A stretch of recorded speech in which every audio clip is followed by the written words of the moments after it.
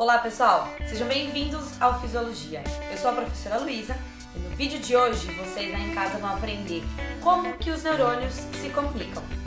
Então lembram da palavrinha sinapse? Bom, acompanhe meu vídeo aí que vocês vão aprender o que é sinapse, como que ela funciona, quais são os tipos de sinapses e o que acontece depois dela. Então continua aí assistindo que eu já te mostro. Primeiro, o que é a sinapse? Os neurônios, eles precisam se comunicar, né, entre eles, lá no sistema nervoso.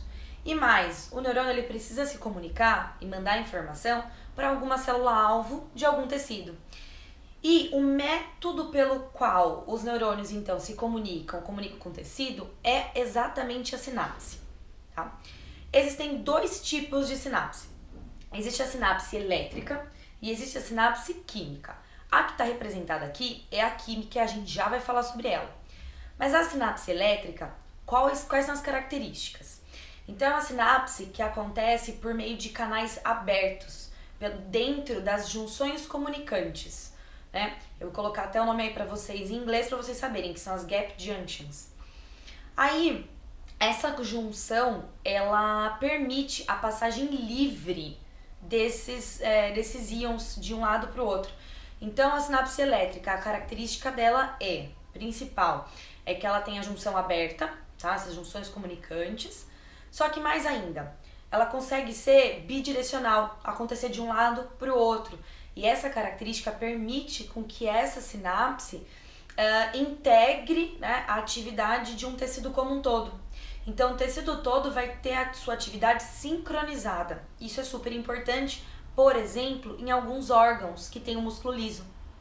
Então, um dos exemplos, né, são os músculos lisos, onde acontece essa sinapse.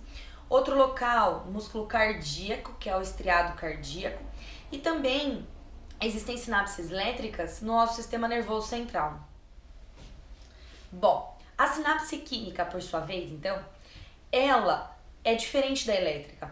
Por quê? Primeiro, ela libera uma molécula chamada neurotransmissor, principalmente neurotransmissor. Esse neurotransmissor também, em alguns tipos, pode ser chamado de neuromodulador. E tem um outro tipo que eu não vou comentar aqui, mas chamado de neurohormônio. Isso quer dizer quando o neurônio ele libera a sua molécula dentro da corrente sanguínea, tá? Essa é a definição até de hormônio. Bom, no caso aqui que eu representei para vocês, eu representei por meio da sinapse química, por meio de neurotransmissor. Característica dela, ela é unidirecional. Então, a informação, né, ela vai passar, né, aquele potencial de ação vai passar do corpo do neurônio por meio do axônio, tá? E depois chega na terminação axonal. Bom, como que isso acontece? Então, tem dois vídeos lá no meu canal, um falando sobre potencial de ação e de repouso e outro sobre bainha de melina, que eu recomendo que vocês assistam também para entender melhor sobre isso aqui. Bom, então essa informação ela passa, chegando lá no terminal axonal, eu desenho aqui para vocês. Então aqui é como se fosse uma ampliação desse terminal axonal, tá?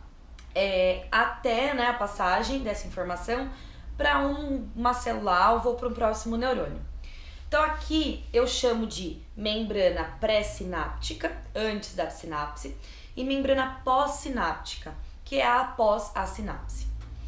Então, aquele potencial de ação que viajou o neurônio inteiro, ele chega aqui. E esse potencial de ação, lembrando, ele é uma troca de cargas elétricas, tá? Ele é uma despolarização. Quando ele chega no final desse axônio, ele vai permitir que um canal se abra. E esse canal é chamado de canal de cálcio, voltagem dependente, porque ele depende dessa voltagem para se abrir. E uma vez que esse canal, então, se abre, o cálcio que está no líquido extracelular, ele pode entrar dentro desse neurônio.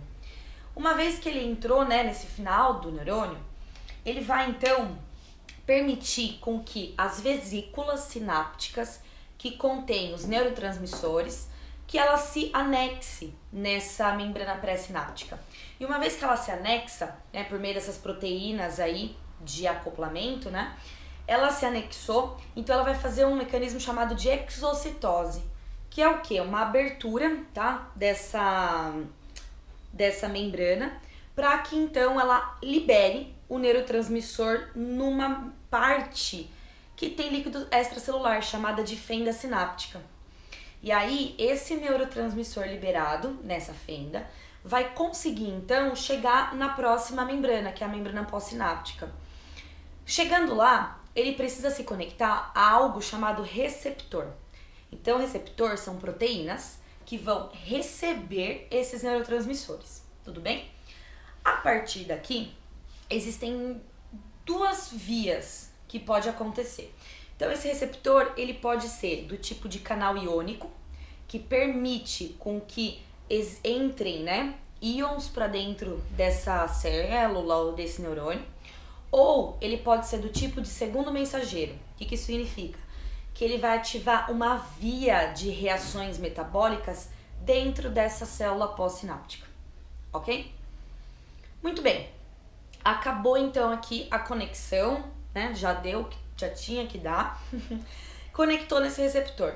O que isso vai acontecer? Bom, então tem 3 vias que agora podem seguir, né? Que esse neurotransmissor pode seguir. A primeira, ele pode voltar para dentro lá do terminal axonal e ele vai ser reutilizado, ele pode ser reciclado e ser usado nessa mesma via. Ainda, ele pode ser difundido, ele pode ser mandado, né, para as células da glia. São células aí do sistema nervoso central que controlam, modulam as vias dentro do sistema nervoso. Por exemplo, tem o astrócito. O astrócito é um dos tipos de células da glia que faz essa função. E mais, esse neurotransmissor ele pode se difundir, tá?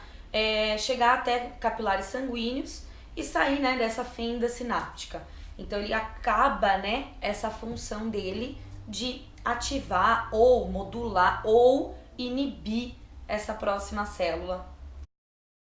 E aí, vocês aí em casa conseguiram entender o que é sinapse? Como que ela funciona? Ficou com alguma dúvida? Se você tá com dúvida ainda, manda aí um comentário, me pergunta qualquer coisa sobre essa parte da sinapse. O que eu puder, eu vou responder para vocês. Se você gostou, compartilha, curte o vídeo, manda para os amigos para poder estudar mais, cada vez mais essa fisiologia. Não gostou também? Dá um dislike, porque é bom também eu saber onde eu posso melhorar o vídeo para vocês. Enfim, eu espero que vocês tenham gostado e vejo vocês no próximo vídeo. Até mais!